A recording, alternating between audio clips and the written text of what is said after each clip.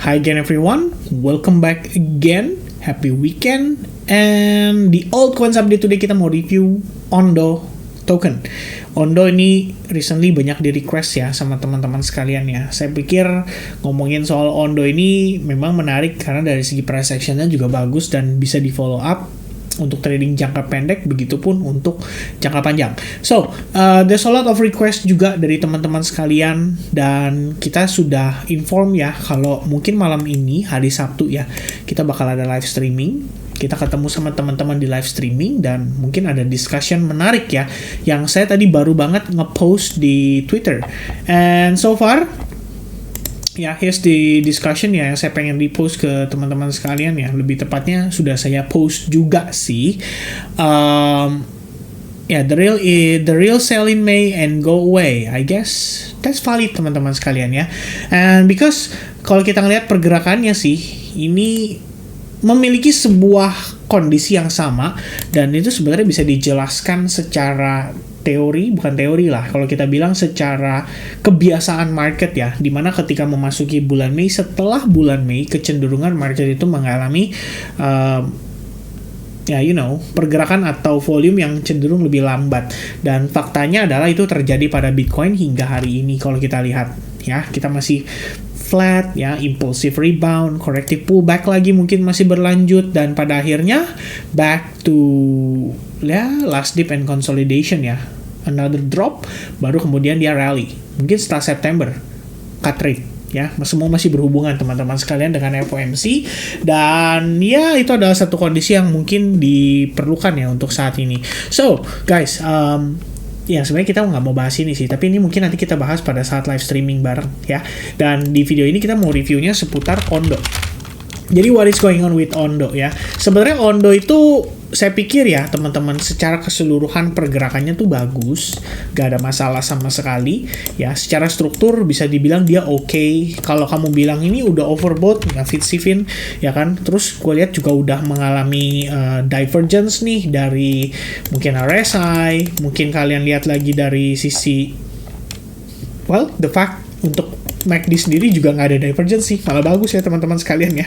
Nah kalau lihat dari perspektif daily, ini Ondo lagi berusaha untuk claim EMA 21 perspektif daily after dia mengalami pullback. Yang terjadi adalah Ondo creating higher high, and then di sini mengalami pullback testing terhadap previous support resistance dan juga area of imbalance. So far dari sana dapat reaction tepatnya pada tanggal 18 Juni ya, kita ngelihat closingnya dalam keadaan bullish, the next day dia bullish, the next 2 days-nya dia bullish, and today kita ngelihat dia start mengalami pullback.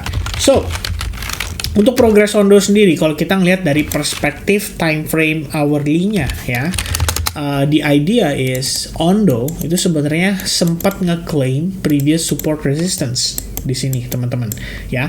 Dia break, retest, and retest. Habis itu kalau kamu perhatikan nih di perspektif time frame 1 jam, ada potensi lah kita ngebentuk yang namanya ascending triangle pattern ya. Jadi ini bisa jadi development untuk di weekend, dan kalau misalkan di weekend dia bisa breakout, harusnya ini bisa jadi kesempatan menarik untuk dimanfaatkan pada Ondo ya, which means kita bisa expecting dia untuk meneruskan rally yang sekiranya masih berpotensi lah kalau kita ngeliat dari perspektif daily ya. Karena buat saya jatuhnya kayak gini, dia going up, pullback, ya mudah-mudahan setelahnya dia going up lagi gitu loh, meneruskan rally-nya. Itu yang kita lihat ya sejauh ini pada pergerakan Ondo. Kalau misalnya lihat dari perspektif time frame 30 minutes ya, ini yang saya bilang ya, semakin clear kalau teman-teman bisa lihat bahwa previous support resistance ini ya yang responsible untuk nahan Ondo untuk tetap bermain di bawah. But in the end, kalau misalkan Ondo somehow successfully break out dari sini, hopefully kita bisa ngeliat Ondo rally in the weekend ya. Saya nggak tahu di sini bisa atau nggak teman-teman, tapi biasanya habit market ya saat ini udah mulai berubah loh. Kalau kita lihat ya di weekend itu Bitcoin flat aja. Nah yang gerak apa itu altcoins ya teman-teman, udah mulai ada pergerakan. Dan kalau kita ngelihat sebenarnya based on Ethereum dominance ya, ini yang saya suka. Ethereum dominance nunjukin kepada kita loh kalau posisi Ethereum itu lagi benar-benar mendominasi. Jadi kalau teman-teman ada berencana mau melakukan sell shorting, saran saya ya, ini friendly advice ya, bukan financial advice. Agak hindari koin-koin yang berhubungan dengan ekosistem Ethereum. Kayak misalkan contoh teman-teman ya, boleh lihat LDO. LDO itu waktu Bitcoinnya creating lower low, ya LDO create higher low. Pendle sama, ada hubungannya dengan Ethereum. Bitcoin create lower low, tadi banget ya, kita ngeliat dia turun sampai 63500-an dan pendlenya higher low ya. Ethereum name service sama teman-teman, ketika Bitcoin create lower low, Ethereum name service create higher low, masih steady.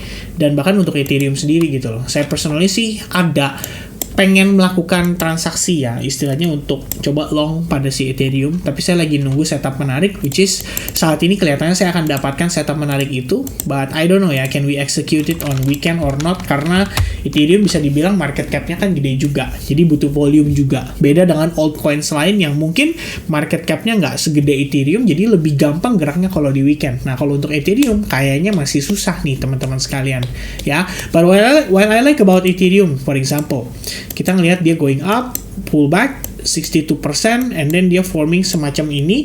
Dan kalau kalian lihat sama kayak tadi saya jelasin ya, Bitcoin create lower low, Ethereum create higher low.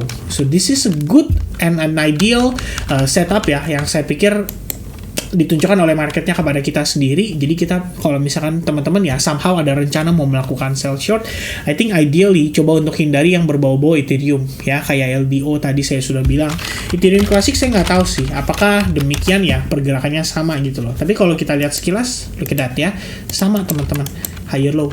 Even buat PP ya, kalau tadi saya lihat dari sektor meme coin, PP ya dari jaringan Ethereum, dan dia juga sama creating higher low. Nah, PP pun menarik teman-teman, lihat dari perspektif time frame besar, testing support resistance sebelumnya.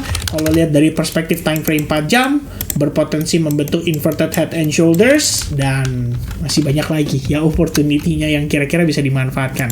Jadi ya for now ya saya lihat Ondo sih cukup baik ya. Kalau dari perspektif time frame 4 jamnya juga cukup bagus. Teman-teman bisa lihat Ondo bertahan di atas exponential moving average 21.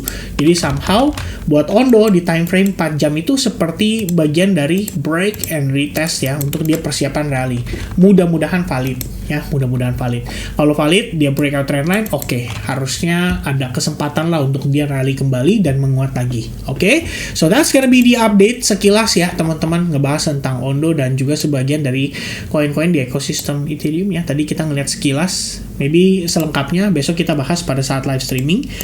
Semoga aja teman-teman bisa join pada saat live streamingnya kita mulai. So this is gonna be a very quick update sekaligus announcement buat teman-teman. So God bless you all, happy weekend, and see you guys again for Bitcoin update. Cheers, bye bye guys.